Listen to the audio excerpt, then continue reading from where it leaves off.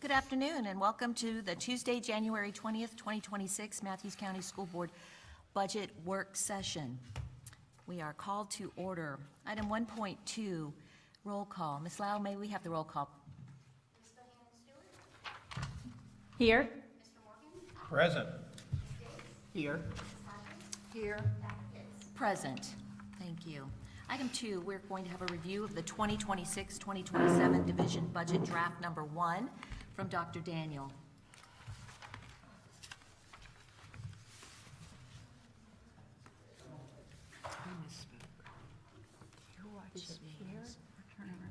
I usually watch it here if it's available, and it looks like it is available.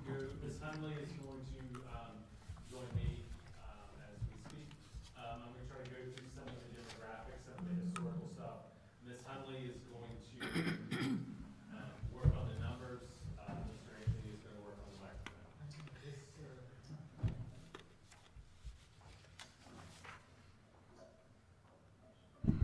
Oh, that sounds like we're rocking and rolling now. Okay.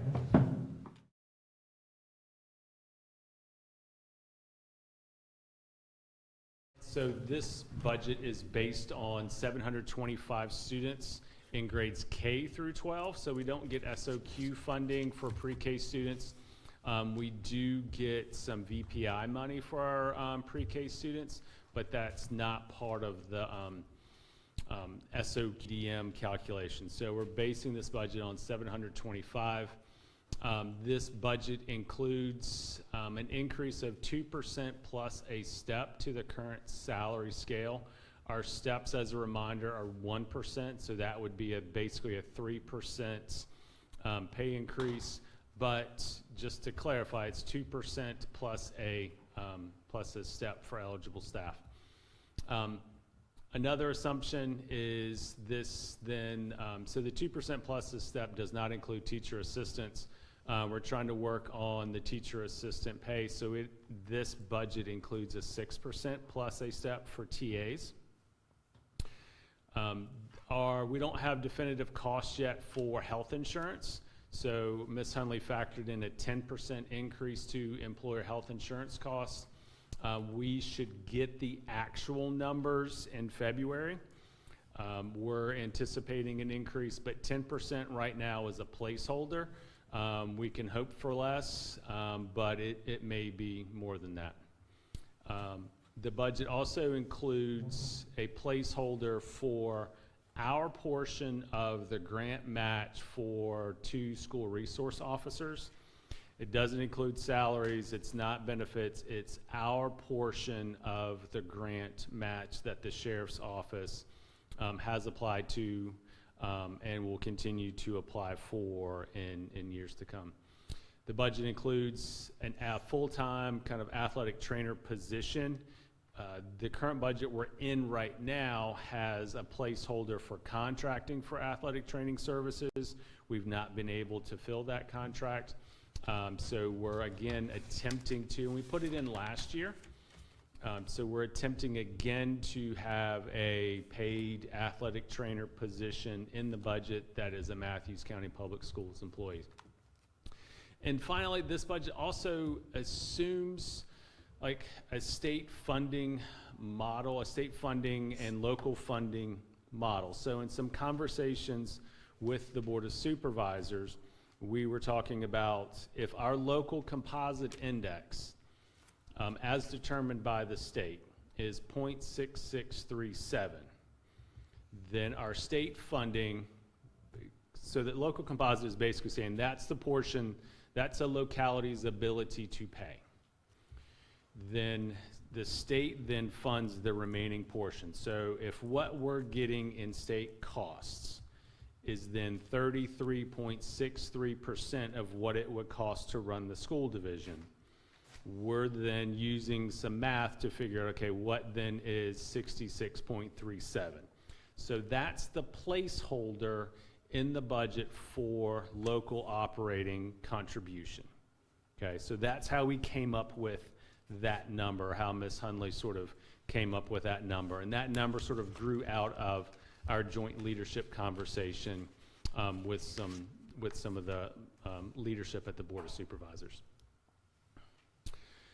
So each year, again, some more highlights. Each year we, the request is, okay, well, what does a 1% look like? What does 2% look like? What is 5% in terms of salary increase? What do those numbers look like so we can have some conversations about what amount of salary increase we're able, what is the impact on the budget? So 1% right now is about $144,000. 3% is about $360,000. 5% increase in salaries is about $527,000. So those are kind of some, and that's with existing staff or?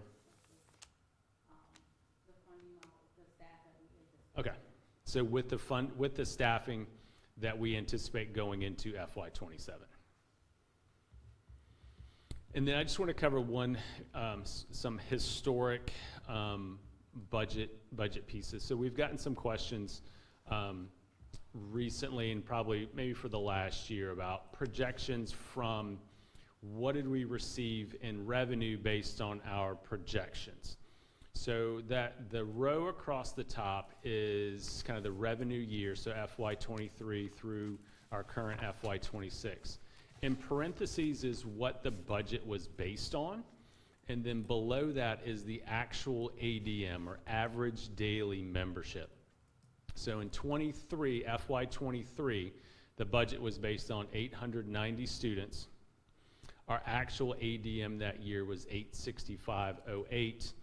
And that column is then what we received in other local funding. That's like rents and that kind of stuff. That's other local. Then below that is state revenue, federal revenue, and then local operating is the amount of money that was allocated from the county for our total overall revenue that year of $18.1 million. FY24, the budget was based on 875. Our ADM that year was 782.44. So we were off by almost 100 students. And then, so in that column, those numbers are based on not what was budgeted, but the actual revenue that we received that year. Again, 785 in FY25, the actual 743. This current year that we're working under, FY26, we budgeted for 725. We're still around the 743, 744 range, so we've held right now in terms of our enrollment.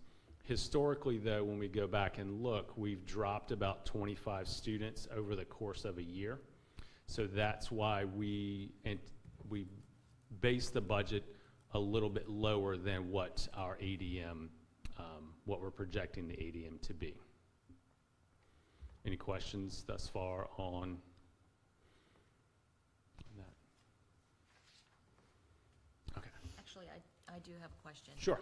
Back up to the health, the anticipated 10% or the estimated 10%, the guessing 10%. Do we have a dollar figure for that, what that increase represents? If that were to transpire? Okay. Yeah. So I think this highlight has us absorbing that 10%. Mm-hmm. Yeah. Okay. So is the thinking then, if it's over 10%, then the employee would have to, what you're proposing? Possibly. Okay. I think it depends on where the other major unknown is the state budget. And Right. we have really, not much has come out from the Spanberger administration about what their plans are for the budget. Mm-hmm. So I think what we receive in basic aid and per pupil allocation and re-benchmarking and a lot of the things that go into the K-12 budget, we don't know yet. So all of this is based off of Governor Youngkin's budget that was released, I think, December 17th. So we're doing a lot of work on a budget that is probably going to be significantly changed. And I was hoping we would have some highlights, honestly, by now. We may get some insights in the next couple weeks Honestly, if this snows, well, I think the General Assembly still meets even if it snows, because they're on a time crunch in terms of their number of days, and most of them kind of stay in Richmond anyway. So we'll see. So if we get more state money per student, we may then have more flexibility in the budget to cover more of those anticipated healthcare costs. It just sort of depends. They're going to want you to speak into the microphone so the people at home can hear you. So for the increase, the 10% is $134,604. Thank you.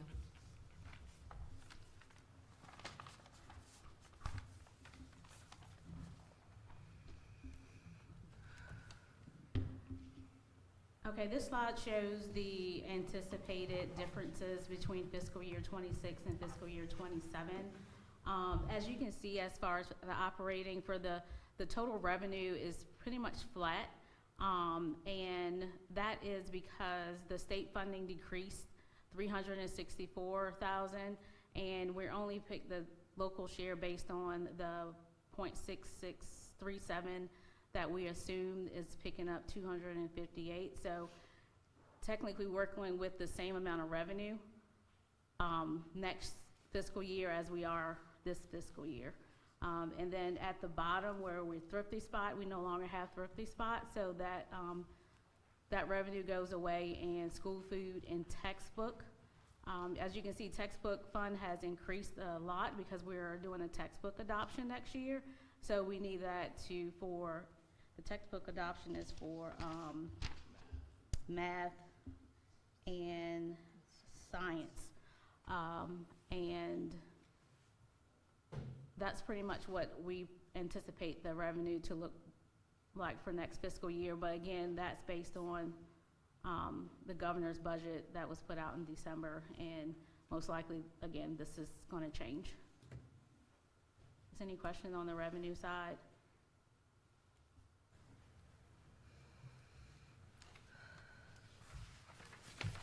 All right, for expenditure side, it's broken down into functions. So you have instruction, you have your admin, attendance, health, transportation, operations, maintenance, the transfer, and technology. As you can see,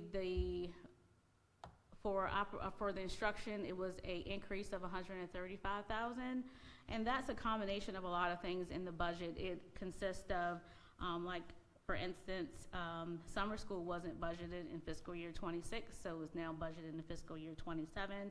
You also have your athletic trainer that's in that line, and the increase for the substitute of ESSR, who we contract out for our substitutes for instruction. For admin, attendance, and health is a difference of $66,231. And that's basically my position as far as the difference between my salary and the salary from fiscal year 26. And also, it also has a little bit of purchase services in there that's increased also in that line. And for transportation, it's a difference of $67,304, and that is for and just aligning the daily driver rate to what has been actually expended through the last couple of years. As you saw in the detailed budget, I also include what was actuals for fiscal year 25, so that you can see the differences for what we actually had for fiscal 25, what we budgeted for fiscal 26, and what we proposed to budget for fiscal year 27. So you can have some type of historical data. And also with transportation, it's a fluctuation with fuel, because I mean, that fluctuates up and down. So it's just, again, aligning it to previous expenditures from last fiscal year 25. For operations and maintenance, it was an increase of $154,523. That is basically a combination of the school resource officer that we budgeted for that, and also the increase in the custodial contract that we have with HES. Security grant, is that a match for security grant? Security grant would be in, yeah, but that's not, that was pretty much I'll just stop interrupting. okay. Okay. And the next one is technology. You see that's a decrease in 72, and that's because our RT was budgeted in that, and she just retired. So the attrition from that is that $72,000. Going to food service is a negative 32,000, and that's basically aligning it to the projected expenditures from 25 and 26. And again, textbook has gone up 191 because we anticipate a textbook adoption for math and science. And the community fund, that's staying flat at 20,000, and we use that for tuition reimbursement. Any questions on expenditures? Yes, ma'am. I have a question on the increase with the ESS Mhm. contract. How, we're doing that based on actual? Yeah, I How mean, is that budget line item determined? it was based on our actual for this year. What we budgeted in fiscal '26 was an average between fiscal year '23, '24, and '25, as far as what we spent in substitutes for those fiscal years. And this year it can be up and it can be down. This year we had a lot of staff that were out for FMLA, and then as far as vacancies, so it was, we're spending a little bit higher than we anticipated for this year, and it would just be beneficial to have that as a, just for anticipated absences or anything that comes up that we need a substitute for in fiscal year '27. How much cushion do you think you would be planning for there? That, I mean, it's not really a cushion. I mean, it's based on the projected what we possibly would spend this year. Okay, so with a little bit more, with every month, we get more information that feeds into that number, and we can see, Yes. keep an eye on that? Yes, ma'am. Okay. Yes. Community Foundation, Mathews Community. And also a question about MAL, Meals on Wheels. Okay. That's always a sticky wicket. What's your question? It's in our budget, Mm-hmm. and yet there's a lot of untangling, and when we're doing the bills, you can really see what has to be untangled with the bowl of spaghetti there. Is that appropriate, in your opinion, for that, for MAU to be included in our budget? Can we address it properly, so that we don't have any vulnerability there? From my understanding, we can go to Meals on Wheels, and I guess they have a contract with Bay Agent as far as how much they are contract with them for reimbursement. We could always go back and say, you know, here's the numbers. Like right now, I can say that we're like, as far as we're spending more than what we got in so far for Meals on Wheels is like maybe $20,000, like we're, as far as expenditures more than our revenue that we receive. But that could balance out through the end of the year, but it was something that we would have to go back to Meals on Wheels and ask, you know, if they want to still continue to, I guess us provide services through the Are you asking cafeteria, or? separating into a different account and just peeling off Meals Yes. on Wheels Yes. altogether outside of the school's Yes. account? Is there a Just way to to go keep it about cleaner. doing that? No. We would have to separate. Like, they would have to, yeah, there's no way to do that unless they separate from us. As far as we would no longer provide our kitchen, and the drivers and everything would no longer go through. And of course, Our we know payroll. the benefit to our community for Meals on Wheels. Absolutely. That is not in question. It's Yeah. strictly accounting for the dollars and making sure everything is perfectly clean. Okay. And you review that contract annually, I'm sure. Well, I don't think we haven't reviewed the contract this year. It comes up, I think, renewal in the spring. And I Okay. think Ms. Gibbs has ongoing conversations with Bay Aging on the reimbursable rates and costs associated with running this program. So Ms. Gibbs and I had some conversations last spring during our budget talks, as we had some talks about Meals on Wheels and including them or having Okay. Meals on Wheels separate from the school division budget and just, again, opening those conversations. And so she said she and Beijing have that ongoing conversation, dialogue about reimbursement rates and things along those lines. Okay, I guess as long as we're staying in the loop and all of that. Yeah, we'll continue to Yeah. monitor those rates. I know Ms. Gibbs stays on top of that Yes. pretty closely. So we'll continue to keep an eye on that to make sure it's at least a break-even situation. for Be the great. division. Yes. Any other questions? Can we go back to Meals on Wheels? The use of the kitchen, is that an in-kind donation, or is there actual monetary charge that Beijing pays the schools? I don't think there's a monetary, like, we don't charge them a fee or a rental fee Okay. or a shared use fee or anything along those lines. So it's in kind? I believe so. Okay. I think there's some reimbursed rate for meals. I think it's based on the number of meals served and costs associated with, it's a per meal basis. Okay. It's something along those lines. On that point, it's my understanding, I had a friend who was doing this, that you pay for your meals according to your income. Is that still correct? I don't know how Meals on Wheels gets their funding through, like, in terms of grants and state aid that goes to them and their process for the individuals they serve. Okay. I only have some familiarity from our end in terms of how Meals on Wheels then reimburses the school division. Okay. And I can't speak to it in depth. I don't know it well enough, I'm sorry. Thank you.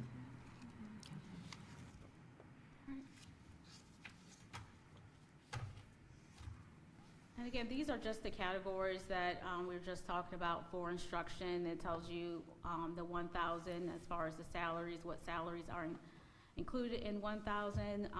2,000 is for benefits, 3,000 is for purchased services, 5,000 is miscellaneous, 6,000 material and supplies, and 7,000 is tuition. And it gives you a brief description of what is in those object codes for instruction.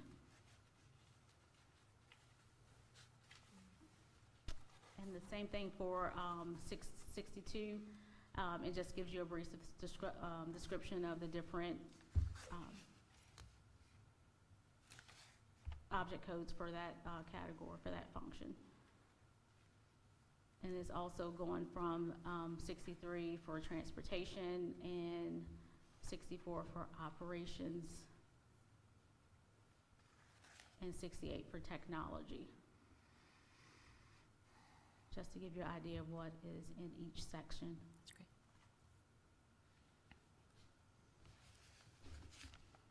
We can spend time on the LCI formula if you really want, but it's basically just there for reference. If you want to go back to take a look at it in terms of true values over straight values, state true values, et cetera, et cetera. But that's there. And so we'll load this up into board docs if it hasn't been loaded up. We were still making some edits late into today, but we'll have all these available. Just a quick review on the local composite index, and as it has risen for Mathews over really almost the last decade. So going from 0.5060 to where we are now at 0.6637. So really, and again, to highlight for everyone, both board members and community. So we saw a 7 percentage point increase in our local composite index. That's the third highest in the state in terms of increase. And here's a chart to kind of show you where our composite index ranks in the state. Each blue column is a school division in Virginia.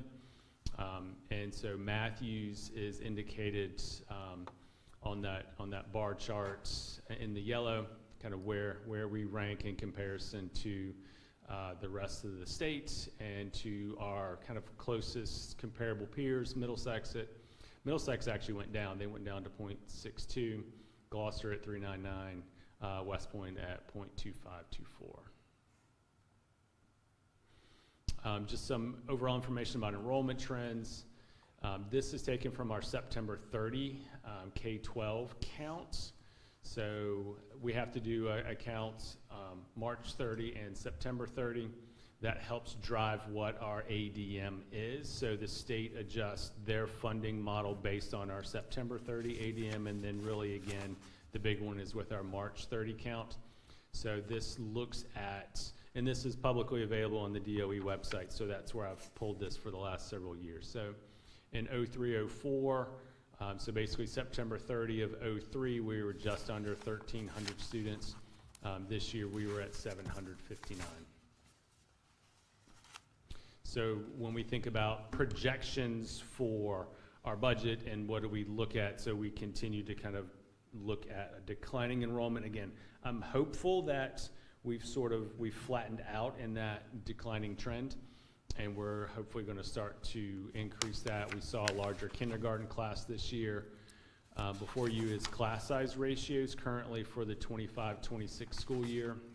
So when this graph was built, we had 63 students in kindergarten, 45 in grade 1, 54, 50, 51, and then up to 64 in grade 5. Senior class this year at 70. So again, when we're thinking, part of that projection is thinking, okay, well, trying to guess how many kindergartners or future kindergartners may be out there and how that number compares to seniors graduating. We haven't had a 70 student kindergarten in quite some time. So I think to plan and budget for a small dip in enrollment is probably smart at this point. But the graphic here gives you an idea of kind of class sizes, average class sizes, and number of students in those core classes. Sometimes when you look on the DOE website, it'll talk about teacher-student ratio. That's a different calculation than actual class size. The teacher-student ratio is going to factor in your elective teachers and some other staff members into that ratio. So that's not really the same metric as the number of kids sitting in the seats while students are learning. So what you have before you there is a rough kind of projection about what our class sizes are. And as you have conversations about, well, do we drop a teacher here, drop a teacher there? If you think about what that impact is, in this situation, you would be increasing class size by about 50%. So if we go from 3 teachers to 2 teachers, you're increasing that class size by 50%. The high schools, because of the number of elective classes that have to be available at the high school, that class size goes down a little bit because you're going to have some electives and options that we want to be available for students, but we're not necessarily going to be able to put 20 students into those elective classes. So that's where the program offerings come into play about master schedule and staffing at the high school. Talking about staffing, division staffing levels, giving you an idea of where we've set up over the last 3 years. So in the 23-24 school year, and again, this is a fall calculation, but total full-time and part-time in the 23-24 school year was about 224. For the 25-26, we're at about 183. Again, going into this year, part of that decline is custodians are no longer, while we still have custodians in the building, they're not MCPS employees. Maintenance is also part of that decline. So while those staff positions are still kind of in service, services are contracted out. So that's part of that pretty big drop from last year into this year. But you see kind of an overall declining staff. As we've, had fewer kids, we've tried to have fewer employees. But we also have high needs in a lot of our areas that require staff support. Salary comparison, I'm providing salary comparison from 23 and then 24, and then where we are this fall in terms of at 0 years experience, 10, 20, and then 30, and then how that differential plays out. We're relatively competitive at 0 years, but the gap widens quite a bit by the time we get to 30 years in terms of the salary scale, I will say. Again, we're still working on finalizing the salary scale study. We're working on getting the steps worked out and folks appropriately placed on those steps. Hopefully with that plan in place over a couple of years, we can close those gaps between us and our neighboring school divisions.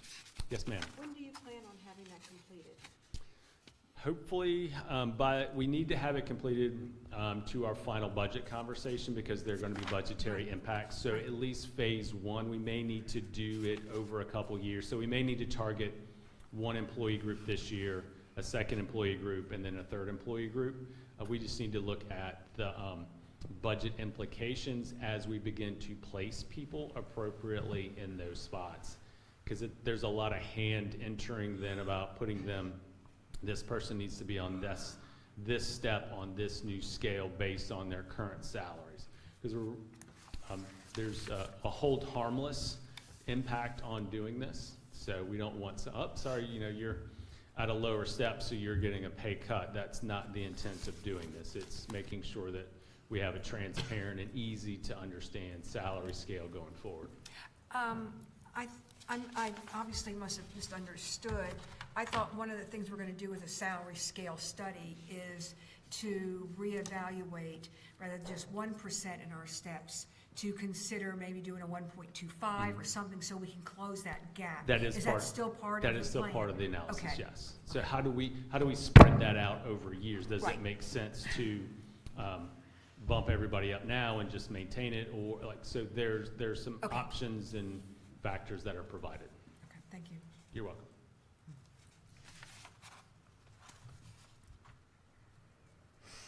That might be the last one.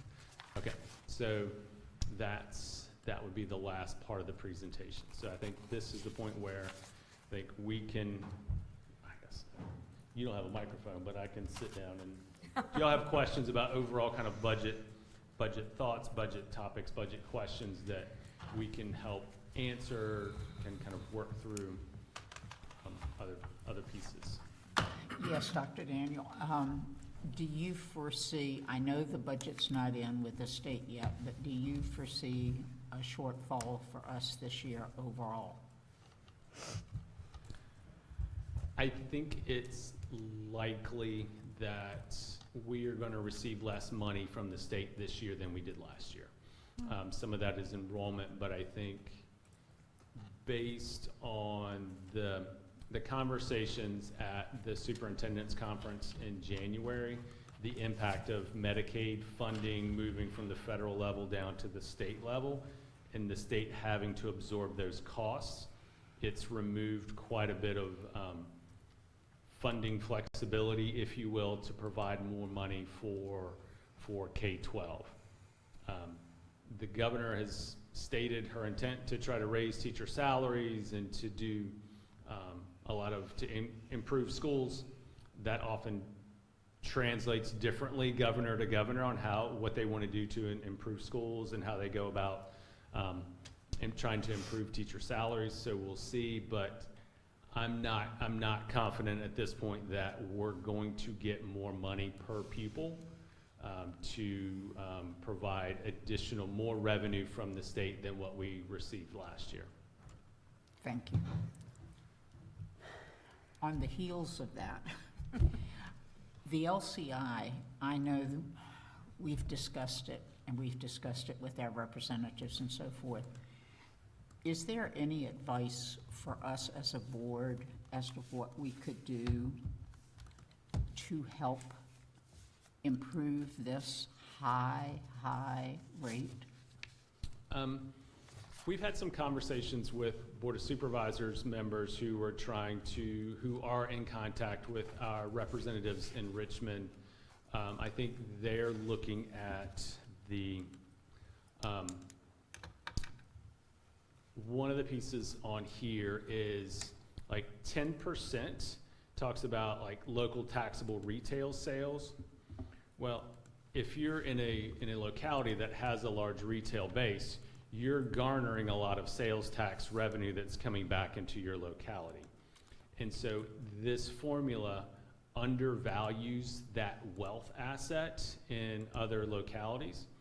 And so I think our supervisors, I know Mr. Bowen has talked about reaching out about, is there a way to recalculate or recalibrate the formula to emphasize that sales tax power that some localities have that aren't represented in this. In Mathews, we really don't have a sales tax base per se that provides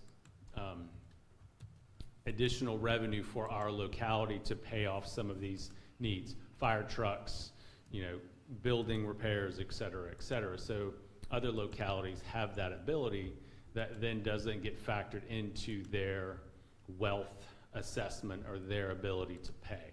So in terms of advice for you, I would say continuing to reach out year-round to the legislators about trying to fix or adjust or tweak the local composite index. And if not, then trying to provide, the LCI goes into basic aid, but there are other incentive pieces that often go into the state budget.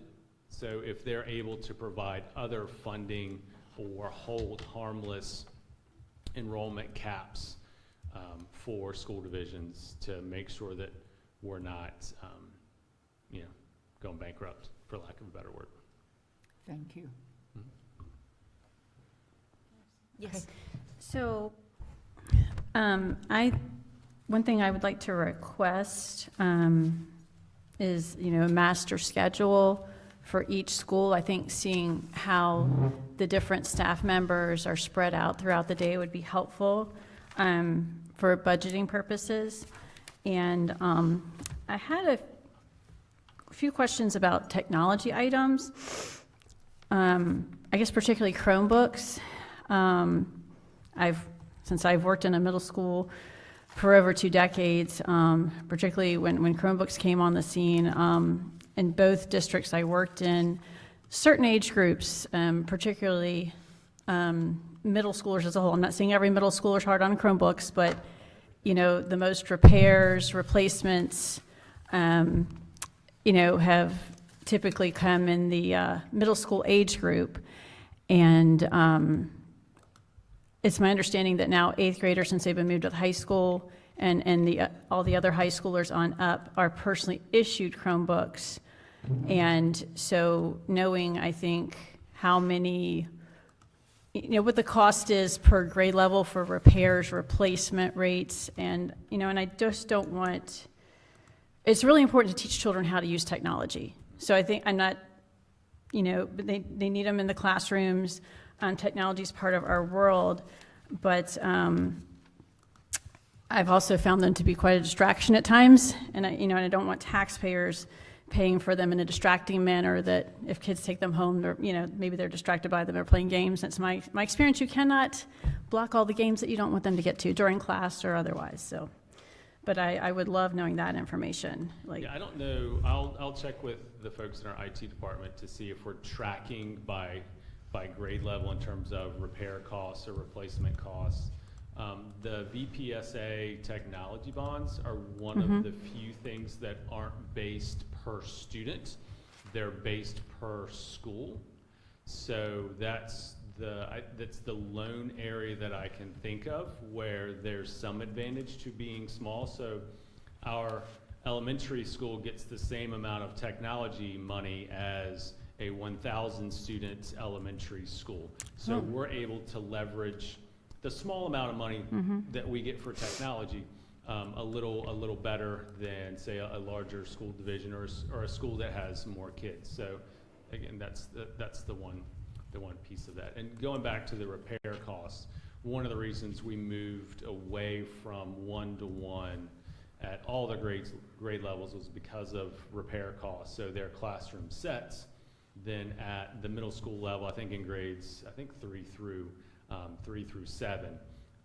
8th grade, then there's more of the 1-to-1. You're taking a specific device home each day. So that's part of what we were doing, because we don't have the same staffing that we did in the IT department too. So we didn't have the number of people to repair, so we had to figure out a way to kind of reduce the repair needs. Okay. So along that same line, is there any way that we can learn from our technology department how much, how often students are on playing games? Can they track that with, just looking at it? If it were super easy to track, it'd be a whole lot easier to block. Right. So there's just lots of kind of workarounds, Right. having been that IT director in the past, a lot of these rudimentary kind of game sites change their web address constantly, and the way you block it is you have to put in a specific web address. If you don't, then the other way around it is every time you either block everything and then approve a few, Right, I know, or right.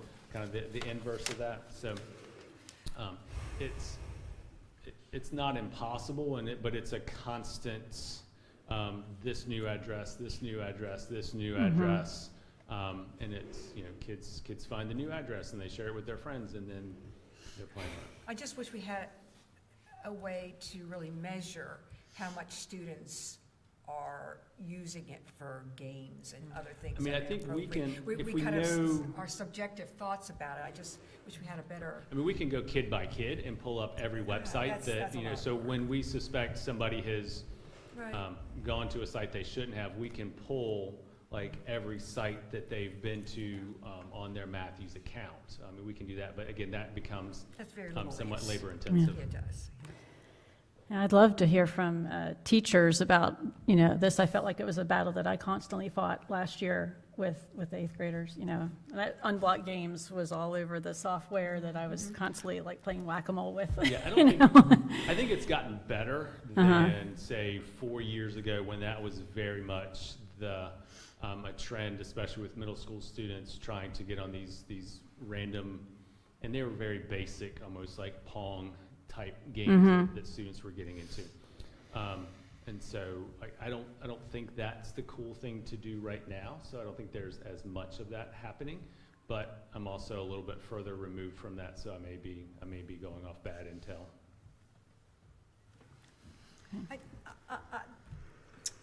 As I mentioned, I think last month, I threw out 6% for starting for salary increases. And I did that because I want Mathews to have the opportunity to have the best teachers that are available. And we're competing with one other school division that consistently pays, starting pay is above ours. Is there any thought in central office about how can we close that gap, how we're going to close that gap? Is there a plan for down the road? Every year we'll catch up a little bit more. I just wanted, I'd feel better if we had some kind of plan moving forward, because to me, it's all integrated in that if we have the opportunity to have the best teachers, then I think more parents would send their children here and possibly move here if we could compete at that level. So I just was curious what your thinking is about that. I think it's a multi-pronged attack. So I think we're going to attract and be able to retain teachers who look at our facilities, and the facilities are working well. So we've attacked copy machines. So we're working on HVAC systems. We're working on parking lots. And so there's some of those intangible sort of things. Do they have the resources that they need to be able to do the job? Part of it also is the work during the day for teachers. So that's classroom management, support from admin on discipline things, support with attendance. So it's sort of increasing the climate, if you will, in the building, so both tangible and sort of that intangible climate piece. It's hard to, without an agreement from the funding body on a long-term commitment to raise salaries, to be able to attack that. The other part of that, I think, when we have better looking facilities, and I think there's, to credit to the supervisors, I mean, they're working with us to attack that problem. That curb appeal is going to bring in more families as well. Then coupled with improved academic success, it makes Mathews a more appealing place. But we also need housing for these families to live in. So as we do the things to attract more families, we get more kids in our classrooms. Our local composite index would then go down because we have more kids. A big part of the reason for our LCI going up is our declining enrollment, along with property values going up. But the biggest impact has been the declining enrollment piece. So if we're able to have housing, have an environment where teachers want to work and kids want to be, then enrollment goes up, LCI comes down, we're getting more money from the state that helps then offset some of the tax base or the tax burden from our citizens. So it's we bump this up over here, do a little bit over here, get some things done over here. I wish it was, hey, if we could just get the salary scale to this point, then everything's going to be better. But I don't know that. I think it's a little bit of that. It's a little bit of this. It's a little bit of that thing over there.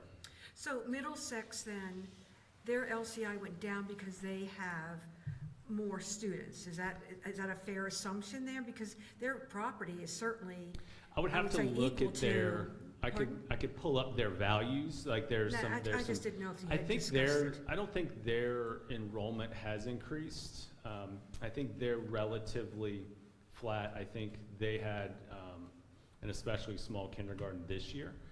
So they're somewhat concerned about at least kindergarten. I don't want to speak too much on Middlesex and what's happening in another division, but so I know, yeah, I think there are a few divisions within our region that are increasing in enrollment. Most are seeing some sort of decline.